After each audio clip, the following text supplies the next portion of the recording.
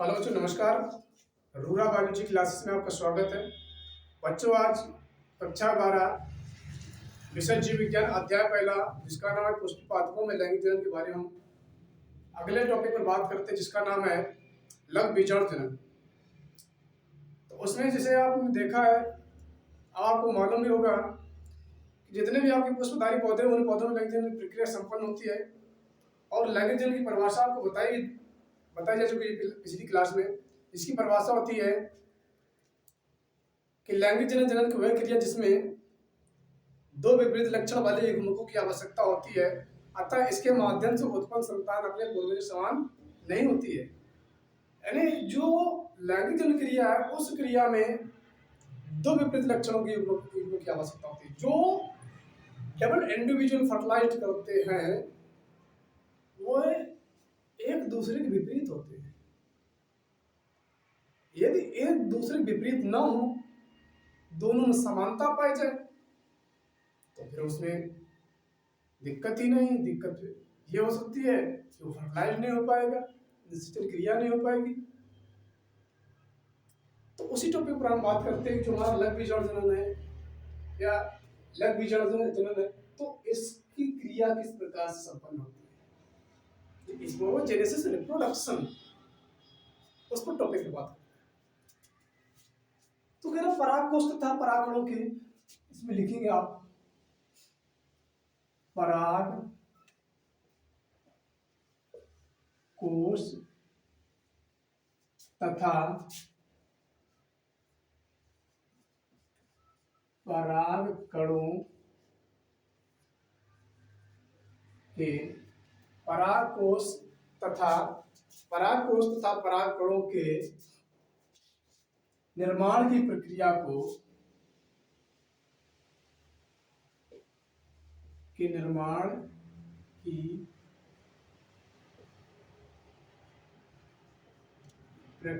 को लघु बीजाणु जनन कहते हैं। लघु बीजाणु जनन कहते हैं। समझ गए? यानी जो परागकोश तथा परागकणों के निर्माण, मतलब जो आपका यह परागकोश होता है, ठीक। अब इस परागकोश में जब परागकण का निर्माण हो जाता है, परागकोश में परागकोश तथा परागकणों के निर्माण की प्रक्रिया को लघु बीजाणु जनन कहते हैं। मतलब कहने की इसका यह है कि जब आपका लघु परागकोश बन जाए और परागकण का निर्माण हो जाए, तो उसी क्रिया को बोला जाएगा लघु बीजाणु जनन, यानी स्पोरोजेनेसिस रिप्रोडक्शन।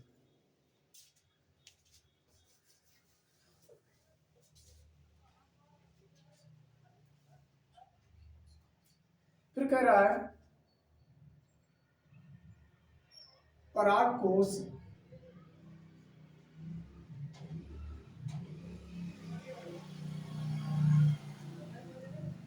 एक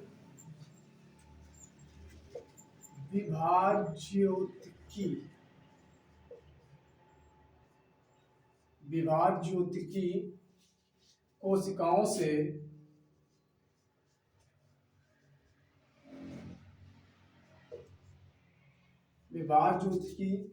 कोशिकाओं से मिलकर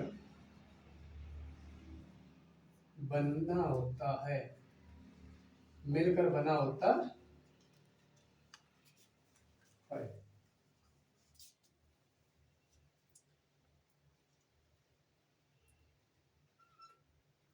आगे देखिए, जो बाहरी स्तरों द्वारा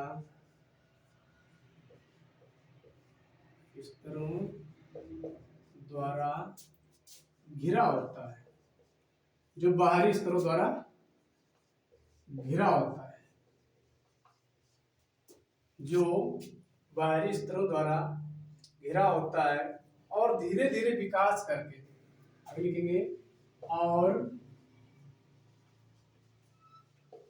धीरे धीरे विकास करके, धीरे धीरे विकास करके चार पालियों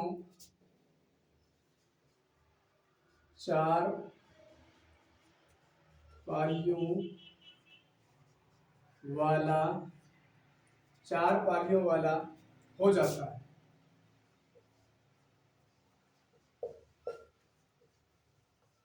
चार पालियों वाला हो जाता है। यह बाद में, आगे लिखेंगे, यह बाद में संवहन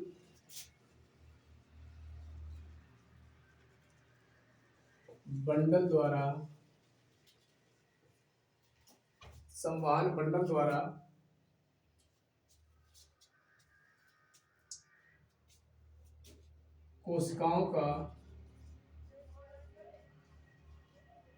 कोशिका का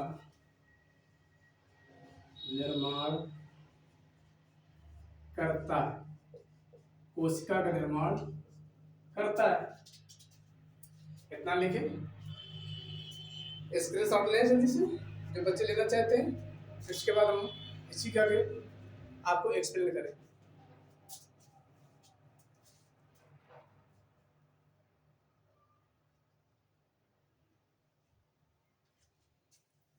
आगे देखिए, अब इसी के आगे आपको लिखना है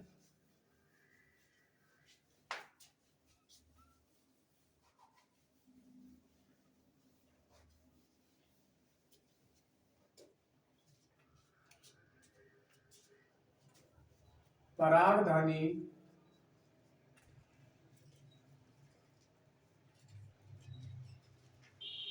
विकास के समय, परागधानी विकास के समय तरुण परागकोश के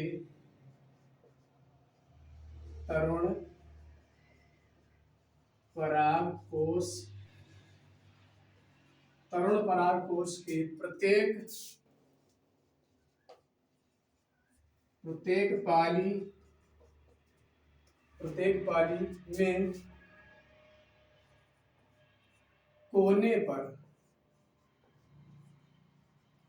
पर बा स्तर के नीचे, कोने पर बा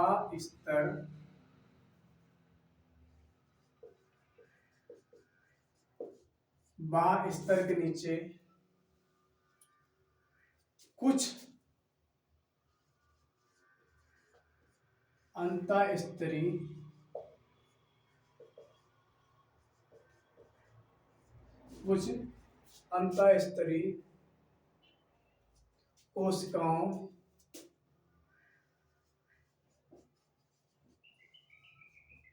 कोशिकाएं बना लेता है।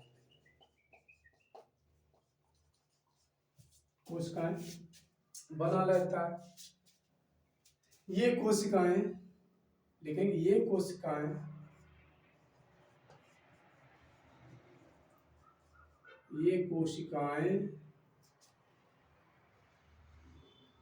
आकार में बड़ी हो जाती है।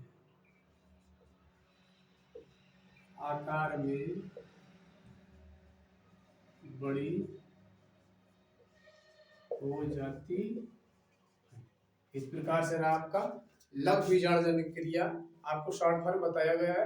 इसकी डेफिनेशन तो बहुत लंबी हो सकती है, आप याद भी नहीं कर पाओगे, इसलिए छोटे फॉर्म शॉर्ट करके बताया गया है। और इसका चित्र देखिए, डायग्राम जो बनेगा वो कैसा बनेगा।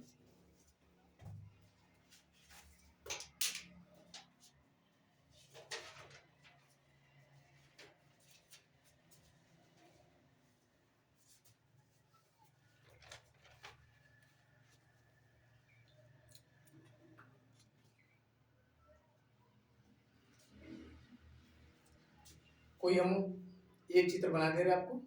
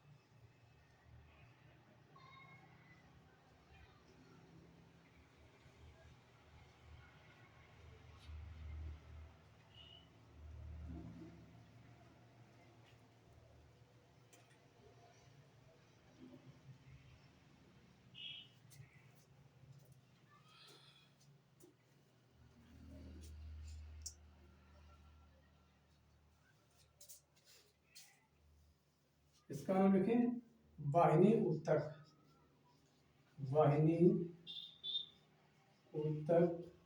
इसका लिखें बाह्य स्तर, वाहिनी ऊतक बाह्य स्तर। यहाँ पर ये होती प्राथमिक, प्राथमिक लघु बीजाणु कोशिका, प्राथमिक लघु बीजाणु कोशिका। ये समझना थी आपकी लघु बीजाणु जनन की, इसकी थी लघु बीजाणु जनन। तो इस प्रकार से आपका ये एक्सप्लेन किया गया कि जो आपका लघु बीजाणु, इसमें कह रहा है परागधनी विकास के समय तरुण कोष में प्रत्येक पाली के कोने पर बाह्य स्तर के वर्ण का निर्माण करता है और के नीचे कुछ अंतःस्त्री कोशिका बना लेता है। ये कोशिका आकार में बड़ी हो जाती है। यानी जो परागधानी होता है उसके विकास के समय क्या होता है, तरुण, तरुण का मतलब होता है यंग। ठीक, जब कोई पौधा तरुण अवस्था में होता है तो उस समय इसमें लघु बीजाणु क्रिया संपन्न होती है। संपन्न होने के लिए क्या करता है, वह उसी समय परागकोश के प्रत्येक पाली के कोने पर जाकर एक आवरण बना लेता है और वह आवरण कोशिकाओं में कन्वर्ट हो जाता है और इस प्रकार से आगे उसकी प्रोसेस यानी परागकणों का निर्माण तथा परागकोश का निर्माण हो जाता है। तो इस प्रकार से आपके लघु बीजाणु जनन क्रिया का टॉपिक था। और जो बच्चे कमेंट के माध्यम से प्रश्न करना चाहते हैं तो प्रश्न कर सकते हैं। और आज मंगलवार है तो आज 5 क्वेश्चन का गेम होता है मंगलवार को। तो पहला प्रश्न है कि जो आरबीसी है, मानव दर को ले रहे हैं, किसी भी देखिए आपके सिलेबस से रिलेटेड प्रश्न है तो आप सिलेबस से रिलेटेड 5 प्रश्न हर एक मंडे पूछे जाते हैं आपसे, जो आप कमेंट के माध्यम से उसका आंसर दे सकते हैं। तो पहला प्रश्न है कि रुधिर की खोज किसने की थी? पहला प्रश्न है रुधिर की खोज किसने की थी? दूसरा प्रश्न है रुधिर में प्लाज्मा का कितना % भाग पाया जाता है? रुधिर में प्लाज्मा कितने % पाया जाता है? तीसरा प्रश्न आरबीसी का निर्माण किस जगह होता है? ये मानव शरीर में आरबीसी का निर्माण किस स्थान पर होता है? चौथा प्रश्न है आरबीसी का पूरा नाम क्या होता है? पांचवा प्रश्न है तंत्रिका तंत्र किन जीवों में नहीं पाया जाता है? 5 प्रश्न है, इनका आंसर आप दे सकते हैं कमेंट के माध्यम से। और वीडियो को, चैनल को सब्सक्राइब करें और शेयर करें। आप सभी लोग सपोर्ट करें तो बेटर से बेटर करने की कोशिश करेंगे। So thanks, best of luck.